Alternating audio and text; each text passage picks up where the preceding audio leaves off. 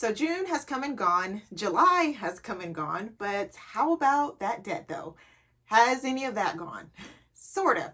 It's definitely not what I expected, and maybe not what you expected either. Given our goal to pay off this debt by the end of the year, we'll get into the numbers for this sort of mid-year debt update, even though it's August. But real quick, looking back, my husband and I started off with six-figure debt.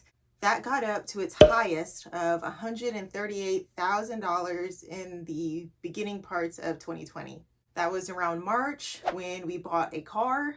It was a used car, but we had a high interest car loan on top of medical bills, our phones, and six-figure student loan debt. We were literally drowning with two little innocent babies with us, and on a single income of $45,000 as a public school teacher. Fast forward 3 years later, and we are nearly $80,000 lighter. We've paid off that much debt. It's been a time, and I never want to do that again. We had $39,081 left January 1st, 2023. And we made it our goal to pay off the remaining debt by the end of the year, December 31st, 2023. Which is looking a little concerning at this point. We got that $39K down to $25K at the beginning of June, but June was weird. That's all I can say to describe it. With a decrease in income from my husband's part-time job, I've been going hard on his main side hustle as a contract writer for curriculum writing companies. The issue is it's a lot of work and very short deadlines. They call them sprints for these projects. On top of that, it takes a while to get paid, which we're really not complaining about because this has been the main reason why and how we've been able to pay off so much debt. This side hustle is truly a blessing, but the invoices do take like 60 days to pay out, depending on the company. However, on the brighter side, my husband got his first YouTube paycheck this summer. He has a math-related channel. He's a high school math teacher. He made a math channel.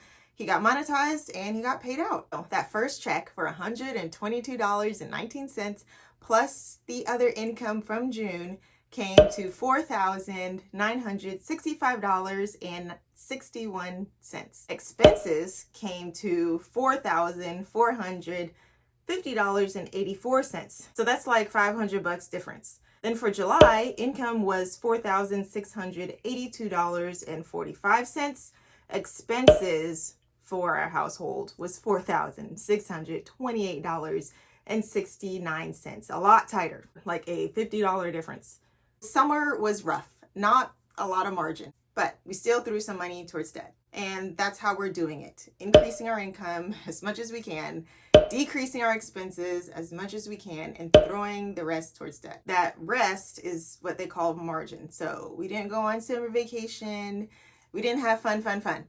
However, shout out to the public library because they did give some fun experiences for our children, and we are grateful for that too. So for weekly payments in June, we had $105.14 that first week, $100 the next week, $95.61 the following week, nothing that next week, and then rounding it out, $122.41 from Warren's YouTube check, plus some interest in there, plus $52.20.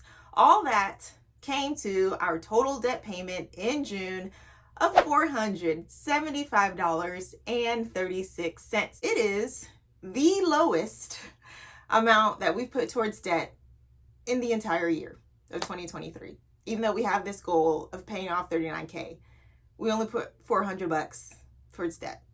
And guess what? Spoiler alert, let's just go ahead and get out there. For July, it was even worse. It was zero. We put nothing towards debt in July. And I would say it's shameful, but here's the reason why.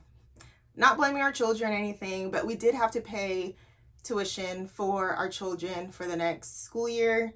We homeschool, but they do go to a once a week group. So we had to pay tuition for that.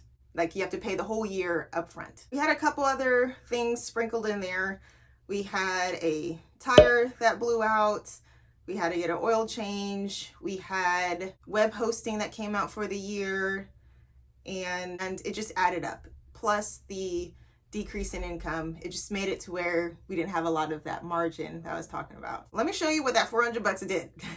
It all went to loan 16 of the 18 student loans that we started off with. The beginning of June, that loan 16 was $6,522.92. Our June debt payment brought it down to the current $6,047.56, which is meh. I mean, considering that this loan was $7,774.19 when we first started working on it in May. So back in May, we had that huge $4K debt payment month, and we were able to knock out loan 15 and pay on partial of loan 16. So from May, fast forward to June, we brought it down a grand, and maybe $700. So some progress, just not as much as we've done in the past. Here's the big total. We have 2 more loans, a 7K-er, almost 8K,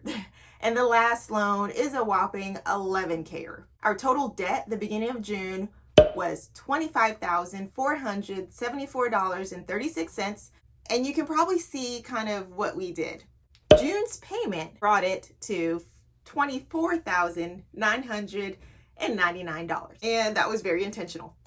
I wanted to get out of the 25K, and I saw how close we were, so I did pull some money that we were actually going to save for rent. Every week we put a little aside for rent, and it was like $50, and I pulled it and threw it to the debt just to get it under the 25K. And because July's debt payoff was 0, the loan sits at that $24,999 in August of 2023, which was a big factor in us deciding that I would go back to working part-time, even though it's a huge sacrifice. But we don't want to see another 0 debt payoff month again. That said, though, I will say that is life. Highs and lows, mountaintops and valleys. There's really beauty in all of it. Something to be learned in those times. Definitely something to be grateful for in those times. And I hope that wherever you are on your debt-free journey, you will keep at it.